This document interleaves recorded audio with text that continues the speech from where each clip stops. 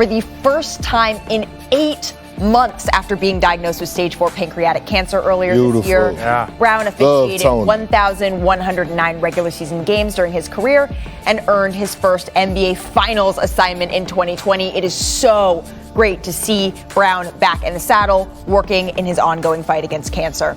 So let's take it back to the court.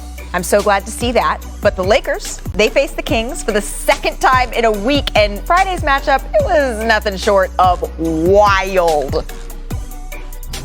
Tonight, the Sacramento Kings invade to take on the Lakers.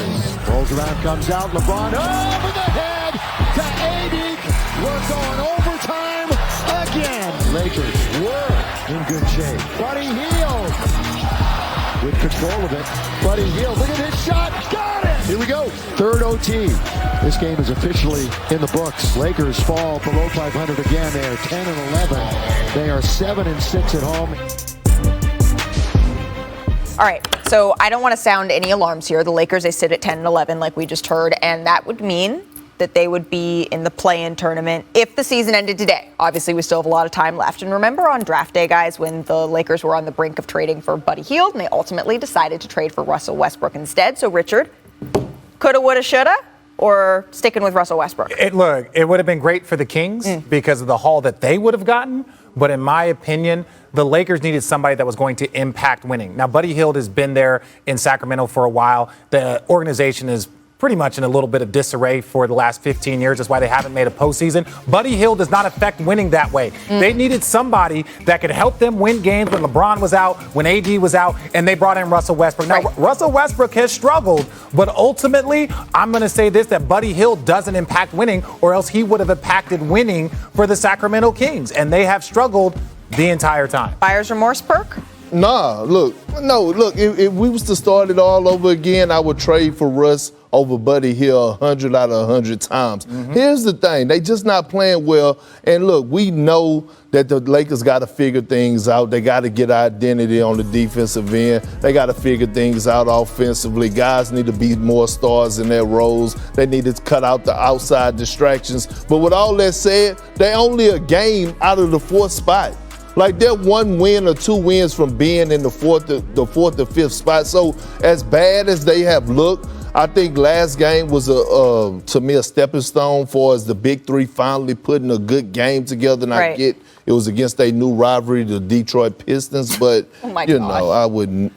Well, but the big three, they have only played 10 games together so far this season, and in those 10 games, they've had 3 consecutive games together only twice. One of them was the first 3 games of the season, and the other one, guess what? That was their only 3-game win streak so far of the season. So there's still a little bit, even 21 games in, of needing to find that identity. But Richard, you believe that Russ was the better move, right? Yeah, facts. So what concerns you have watching him play right now? Well, when I watch Russ play right now, the thing that I really struggle with is when you look at, say, like a LeBron James, and we're going to compare Russ to other great players. LeBron That's James, a respect thing. Yes, LeBron James he struggled to shoot. Jason Kidd, per se, great point guard, had to develop his 3-point shot over his career. So even as his speed and all of that started to decline, he developed to be one of the better 3-point shooters in the league. Russ has not developed any more skills outside of what he has. And he is elite. But right now, he's not getting the same elevation. That means he's not finishing in the paint the way you see. And I don't know if it's, if it's fatigue, if it's tired. Look, Father Time is undefeated. People say all of those things. But right now, when you watch Russ play, he still has the speed and the quickness, but he's not finishing at the level. You're not seeing those explosive dunks. And look at these numbers. In the restricted area last year, 64%. This year, 56%. In the paint, non-restricted, 41%. So you see his percentages go down. Now, I believe Russ will pick it up. He typically gets better as the season goes on. But when you look at these numbers, his free throw percentage went from the mid-80s, 84%, to now he's shooting at 69%. So now his free throw percentage is not as efficient. He's not as efficient near the paint, and we're not even talking about the turnovers. So there's just a lot of meat left on that bone for Russ to improve.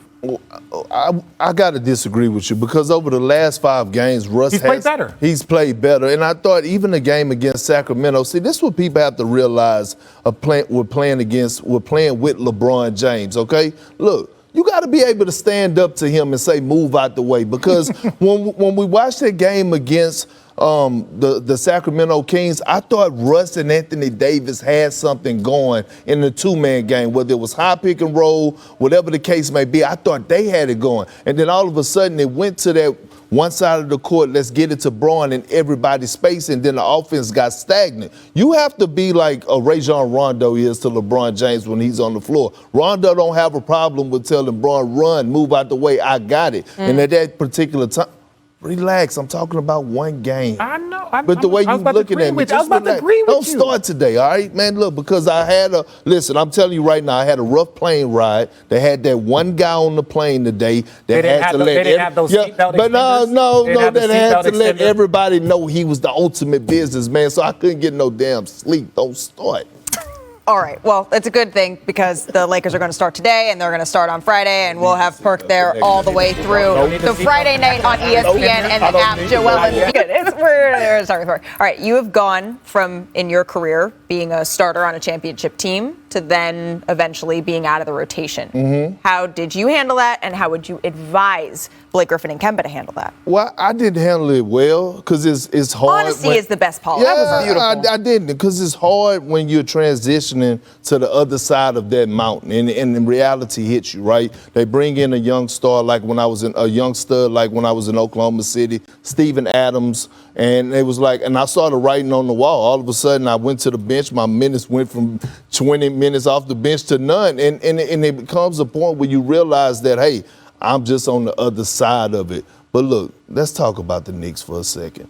I know a lot of people were sitting up here jumping for joy, the press conferences. Oh, we got Kemba back. I wasn't a fan of it because I knew this wasn't going to work. It wasn't going to work dealing with Tom Thibodeau. I played for Tom Thibodeau. I won a championship for Tom Thibodeau. One thing about Tom Thibodeau, a guy that doesn't have a wife, a guy that doesn't have a girlfriend, a guy that doesn't have a life, a guy that is married to the game of basketball, he pays attention to everything. One of the best defensive-minded coaches in the game today. Tibbs don't give a damn about offense. It's all about defense. And what I think we're seeing happening is that we expect Kemba Walker of the Hornets. And as a guy that watched every single Boston Celtic game for the last 5 years, I watched Kemba games start to decline. And if Kemba Walker is not out there giving you 20 to 25 points a night, he cannot help you because he's a volume shooter, so his percentages are never going to be high. I'm going to get back to that. But don't you think I forgot about you, Richard? Yeah. Don't you think I forgot about your time? My bad. I was just falling out of that. We appreciate you airing all of your dirty laundry. But how would you have handled that situation? Honestly, I didn't get my first DMP coach's decision until I was year 12. And speaking on Perk's level, when I showed up in Golden State, Klay Thompson was in his first year. Then they drafted Harrison Barnes. Then they drafted Draymond Green. So immediately you have to turn. Now, look, both of these teams aren't young teams, but you have to turn on that, okay, well, if this is what it's going to be, then you have to learn and you have to adjust. We've seen great players not adjust. We saw it with Carmelo Anthony struggling with going back to the bench. And it's like, yo, Carmelo, you're one of the 75 greatest. You're one of all these things. But when it's time for your opportunity to move on to somebody else, you have to handle it with grace. And so I love what Blake Griffin said. Blake Griffin wants to win a championship. And even when I was fortunate enough to win a championship in my 15th year, there were times where I was in the rotation. There were times I was out of the rotation.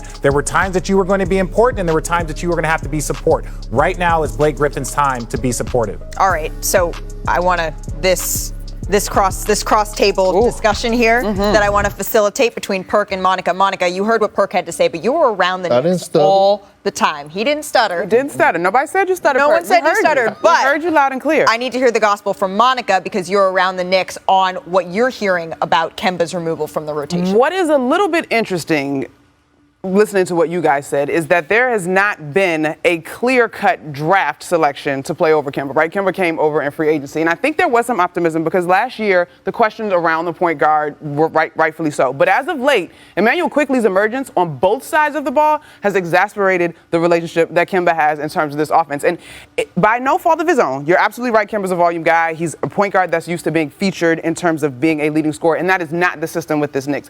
But by no fault of his own, the numbers bear it out. He's been such a defensive liability. If he could get